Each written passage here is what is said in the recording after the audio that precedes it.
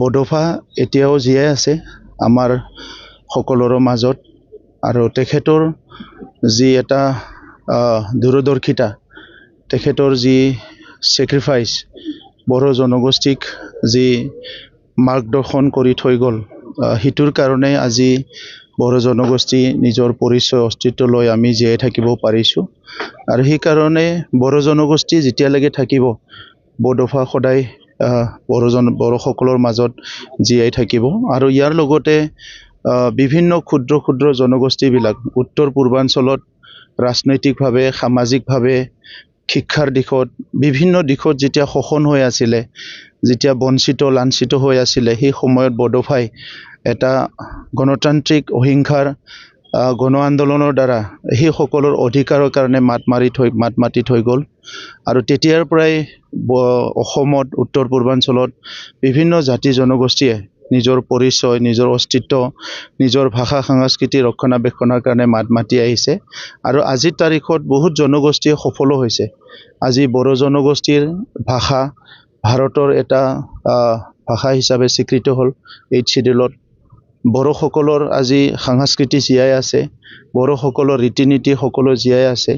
বড়োসকল সেই সময়ত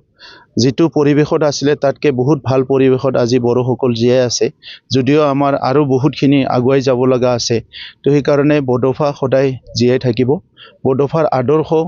নিখিল বড়ো ছাত্ৰ সন্থাই সদায় জীয়াই ৰখাৰ কাৰণে এটা দীঘলীয়া এটা চিন্তাধাৰা লৈ পেলাই দূৰদৰ্শিতা এটা চিন্তা লৈ পেলাই কাম কৰি আছে আৰু আমি সদায়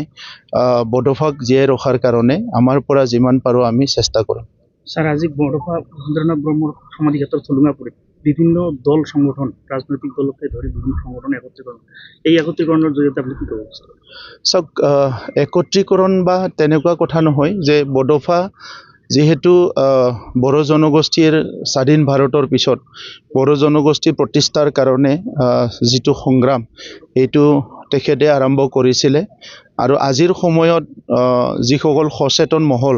যিসকলৰ জাতীয়তাবাদৰ চিন্তা আছে যিসকল বড়ো জনগোষ্ঠীক ভাল পায় সেই সকলো ইয়াত আহিব লাগে আহাটো উচিত যোৱা সময়ত কিছুমান ৰাজনৈতিক কাৰণত বা বিভিন্ন কাৰণত বিভিন্ন জনে ইয়াত আহা নাছিলে কিন্তু আমি সেই সময়তো কৰি আছিলো আৰু আজিও ভাবো বা পিছতো ভাবিম যে বডোফাৰ যি থলুঙাপুৰী য'ত তেখেতক ইয়াত আমি অন্তিম বিদায় দিছিলো এই স্থানত সকলো আহিব লাগে জন্মদিন মৃত্যুদিন সদায় আমি আহি আছো আৰু হিটোৱে আমাৰ এটা কেন্দ্ৰবিন্দু যৰ পৰা বড়ো জাতীয়তাবাদ আৰু বড়ো জাতিৰ প্ৰতিষ্ঠা আৰু উত্থানৰ কাৰণে চিন্তাধাৰাটো সদায় ইয়াতে জীৱিত হৈ থাকিব আজি আমাৰ বডোফা উপেন্দ্ৰনাথ ব্ৰহ্মৰ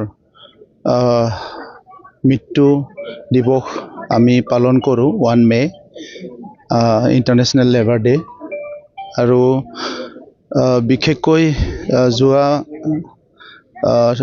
36 বছৰ তেখেতে মৃত্যু হোৱাৰ পিছত প্ৰত্যেক বছৰে ইয়াত নিখিল বড়ো ছাত্ৰ সন্থাৰ নেতৃত্বত আৰু বড়ো জনগোষ্ঠীৰ সকলো জাতীয় সংগঠন সকলো আহি আমি বডোফাক ইয়াত স্মৰণ কৰি আহিছোঁ শ্ৰদ্ধা জনাই আহিছোঁ